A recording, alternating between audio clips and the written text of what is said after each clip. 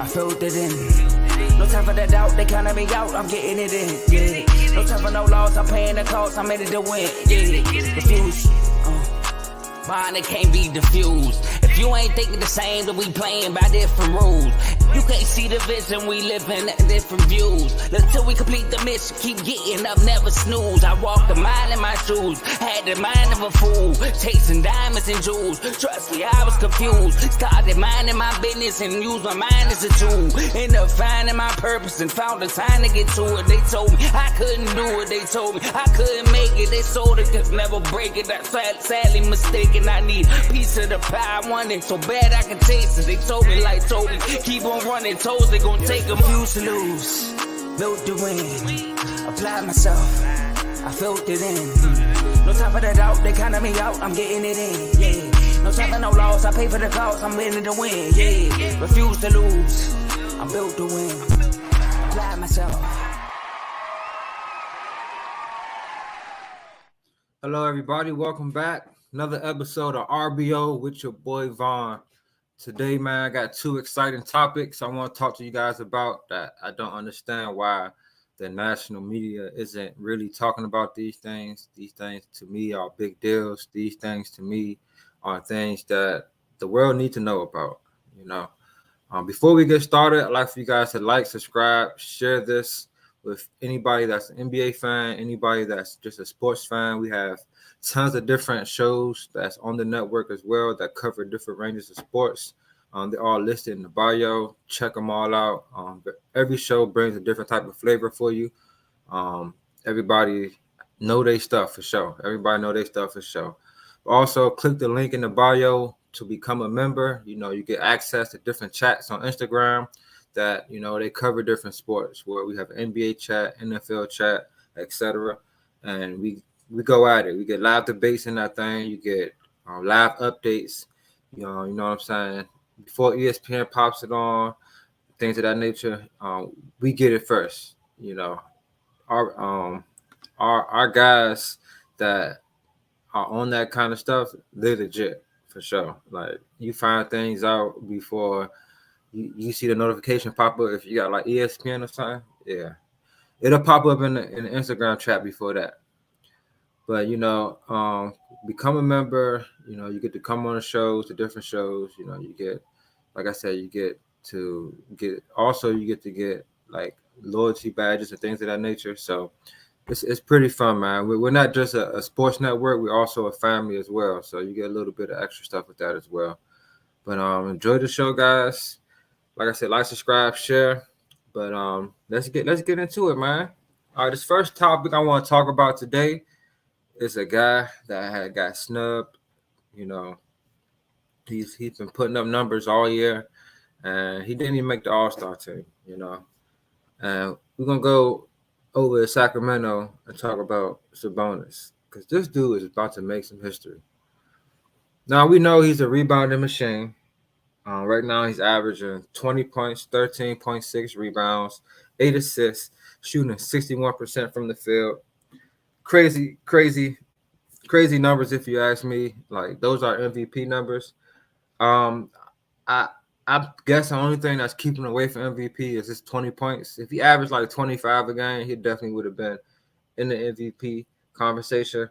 Right now, the Kings are 6th in the West. They're 38-28 right now. The West is nip tuck. I mean, just like the East and West right now, in that 4-5 to 8 range is pretty tough right now. You have a lot of guys that are battling, trying to, you know, get their seeding correct before these playoffs. Gonna get chippy, man. I feel like they're gonna get chippy. But Sabonis, man, this dude's been a rock for this Kings team. Check out one of the shows, Kings Talk with Joe. He's a Kings fan. He goes live and breaks down the Kings games, the Kings moves, pretty much anything with the Kings. He's going to break it down for you. And like I said, he knows his stuff as well. So check him out. But early in the year, he was talking about how frustrated he was with Sabonis because he wasn't being aggressive, you know. And it's not just on the offense end. It's just period, man. You have to set the tone out there. You're the big man. You're the glue, the centerpiece out there on the floor. And since then, he's really been doing that. He's leading the league right now with 62 double doubles. And also he leading the league with 23 triple doubles, which we have a lead with a guy like Luka, guys like Jokic that gets triple doubles like crazy. He's number one. And this guy didn't make the All-Star game. And I think that's crazy. However, that's not what we're here to talk about. We're here to talk about the record he's about to break. Now, do y'all know what the record is for most double-doubles in the season? Hakeem Olajuwon currently holds that record with 72 double-doubles. Right now, with 16 games remaining, Sabonis has 62 double-doubles. And he's currently on a 49-game double-double streak. I think he's going to get that record. That record is his. That record is definitely his. He just been like, if he doesn't get the record on rebounds, he's going to get it in assists. He's just been balling, man. Sabonis, if he gets his scoring up a little bit more, I don't know what people are going to be able to do with him. He has the ability to score. His jumper isn't the best. However, if he uses his body and just be a little bit more aggressive, he can score. But him putting up 49 straight double-doubles is insane. Now, let's talk about the longest double-double streak in NBA history. Now, we have this is top 5 right here. We have Moses Malone, Bill Russell tied at 51. Two games away, Sabonis, to tie them up. Kevin Love did in 2010, 2011 with the Timberwolves, 53 straight double-doubles. And Oscar Robertson had 79 double-doubles straight. He's second. And Wilt Chamberlain, 227 straight double-doubles, which is crazy. But Sabonis right now, man, he is currently 5 games away for having the third longest double-double streak in NBA history. And I don't see him slowing down at all. You look at, they have 16 games left. It's nothing no one can do with him. Like Joe just said here, triple doubles by third quarter. He gets double doubles by halftime almost every game. It's just ridiculous, man. It doesn't make sense how he doesn't get a lot more love with the numbers that he's putting up. Like I said, maybe he got to average like 25, 26. You got to average points nowadays to really get some love. That's what I'm trying to learn. That's what I'm starting to learn. You gotta put some buckets up because the true essence of the game is lost, and it's more about getting buckets these days. So, but Sabonis, man, you since your 4th year, you haven't averaged less than 12 rebounds in a year. And I think that's just elite right there. That's reliable. You don't have guys that that's gonna come out there and get you 10 boards a game, get you a double-double. Like having that in the back is just elite for you. So Sabonis, man, 4 more games, you have the third longest double-double streak. And with that, 12 more games, or was it 11? What did I say? 72, y'all? I think I said 72 for the longest, for the most. Yeah, 72. So 11 more games, and you'll have the most double-doubles in the NBA season. So I'm going to put my money on you getting it because, like I said, you're on a 49-game double-double streak right now. And that's crazy. So, and out of 66 games he played this year, only 4 games he didn't get a double-double. So, shout out to Sabonis, man. Keep hooping, keep doing your thing. The Kings looking like they're going to be back in the playoffs. They are right there at the cusp of falling in the play-in, so they're going to have to get some dubs, make sure they stay above water. But Sabonis, man, double-double machine. You're the new double-double machine. My man Vucevic used to be a double-double machine, but I don't know what happened. So, but that's a bonus for you, man. Make sure y'all like, subscribe, share this, man. I appreciate everybody in the comment section doing their business, man. Showing some love. And Joe, I had to shout your boy out, man. You know, about to break the double record, and you don't even hear about it. So this next topic, man, it's about my guy. Everybody know I'm an Orlando Magic fan. You know, right now we flourishing, getting better and better each year, and we got us a star, man. You know, we're used to being a lottery team, you know, or the team that if you make the playoffs, you don't have nobody that can really compete with the top guys, or you don't really you have zero chance, like zero.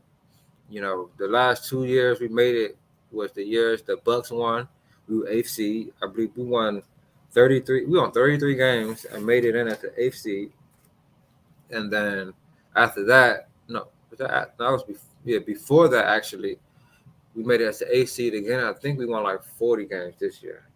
We won 40 games this year, and then we lost again first round to the Raptors, who went on to win the championship. So the 2 years we made it to the playoffs, eighth seed, we lost to the team that won the championship. Okay, but now we have Paolo, and it's new times, new days. So this is about Paolo's impact, man. Now, I've been saying that this guy will be a top 5 player eventually in the NBA. I had a hot take earlier this year, late last year, that he was going to be a top 5 player this year. You know, that was hot. I knew it was hot. You know, I was aiming high with my guy. So this is an honor to have a guy like this in your team, a guy that's about winning. You know, it's not always about numbers. A lot of guys look at stats and they just run to that. That's why you don't get a lot of guys. Like when Paolo first came in, his first game was against Cade Cunningham, who was the previous number 1 pick the year before that. So it's like, and they got no like airtime, like nothing. And it's like, I'm used to number 1 picks being a big deal, you know. Now Wemby's in, he's getting all the love. They getting national televised games and all that kind of stuff. So, but Paolo, you know, he has turned this franchise around. You know, it's not just him. I gotta shout out Coach Mose. I believe it's the third year coaching with us. He's done a good job building a culture. Also, I think the years that we were bad, because we got a lot of good young talent in the building. You know, none of them guys were guys that can just take over in games, but they were excellent role players, excellent guys that can play on the team and contribute at a high level consistently. You know, so now, so let's backtrack. We talked about the Magic being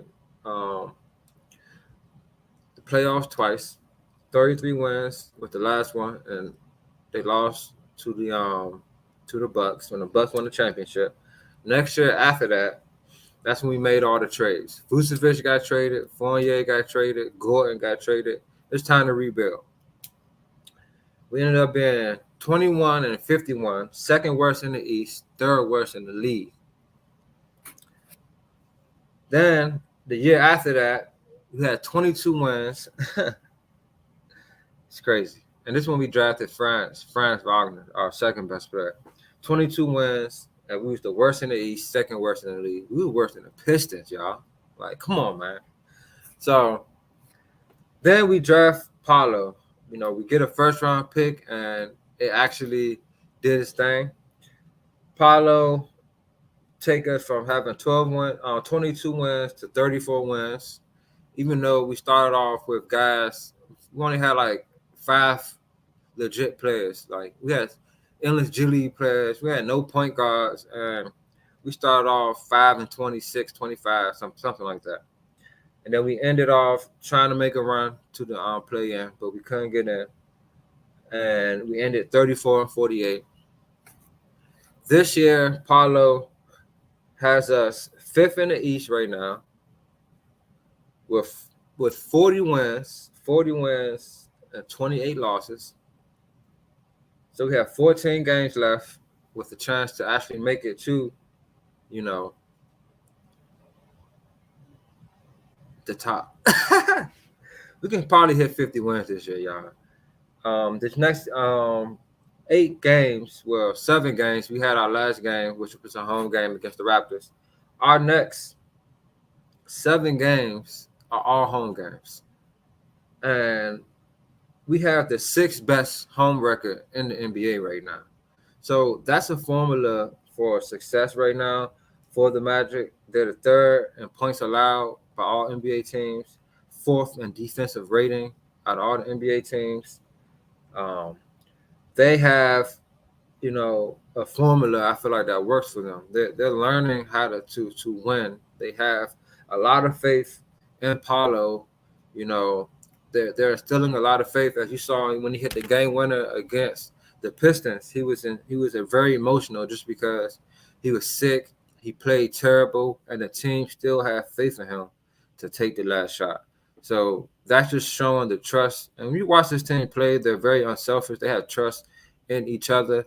You know, when it's clutch time, crunch time, a lot of guys can step up and get a bucket. Shout out my boy Jalen Suggs. He has ice cold ice in his veins, man. Like, this dude is a bucket. When like he would hit a 3-ball to seal the deal, midi, and one layup. Like, this guy does what it takes to win, and he's not afraid of the moment. And just for us to make this jump this rapidly, we're 5th in the East right now. I know a lot of people are going to say Embiid is hurt, the Knicks been injured, but we've been hurt too this year, guys. Of course, our best player, Paolo, has been fairly healthy this year.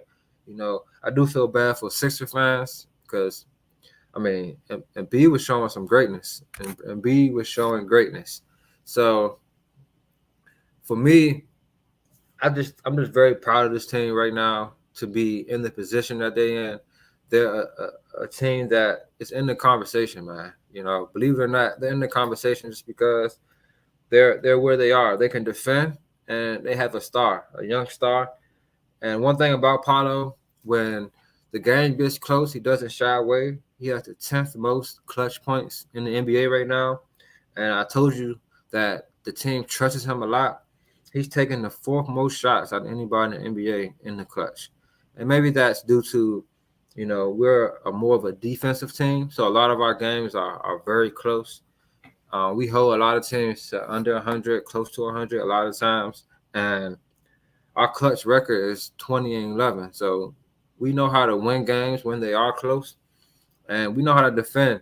So I feel like with those 2 formulas and with the impact of Paolo, I think this team can make a run. And just showing that Paolo's impact is about winning. When you watch him play, he's a pass-first player. He gets guys involved. Like I used to always say, when I first saw him play in Summer League, he reminded me of LeBron, not gonna lie, just because of how he was passing and he was finding guys. He's a taller guy, bigger guy that can dish the rock. So I want to compare him actually to LeBron.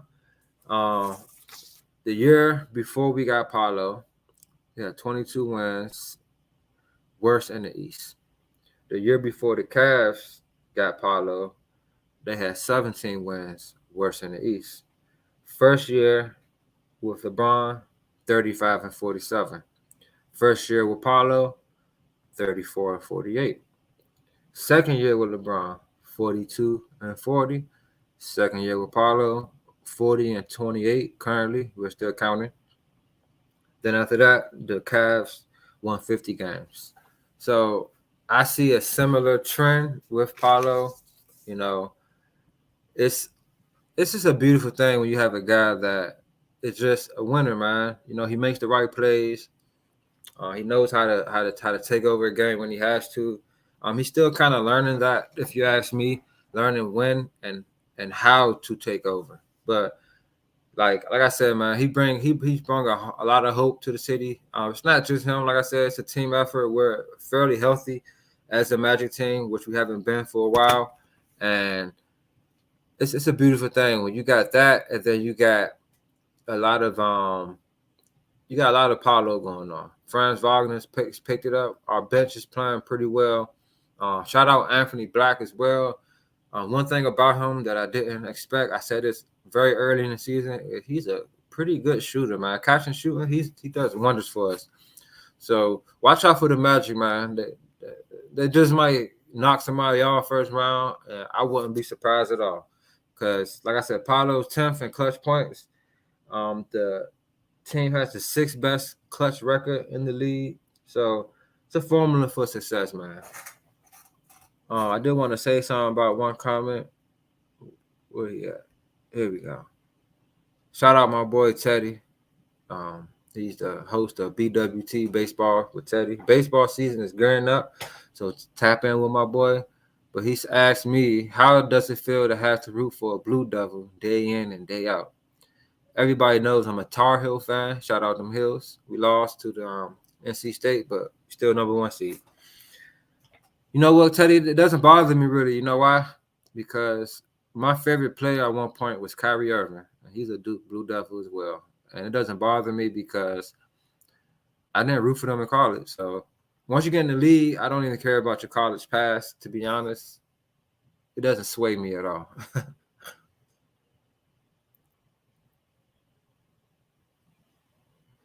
Y'all going at it.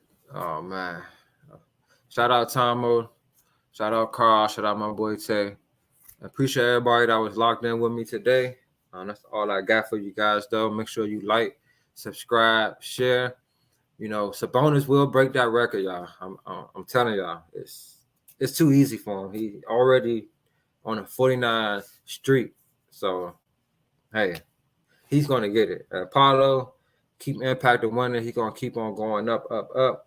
Shout out all the shows, BWT, CTC, FFC, Dave's Doghouse, In the Red Corner, King's Talk with Joe, and the main show, the Refuse to Lose show. Shout out to the network, Refuse to Lose. Make sure y'all are tapped in though with what's going on with these with the NBA, because with the season coming to an end like this, teams are really about to just start getting active. Like it's about to start going crazy, and it's getting down to the nitty gritty. Once it's about 8 games left, we're gonna do a show where we just gonna break down the final 8 games and how it can impact, you know, where we think everybody's gonna end at. So tune in for that. But I'm your boy Vaughn. That's all I got for y'all. Thanks for tuning in to RBO. I will holler at y'all next time. Peace.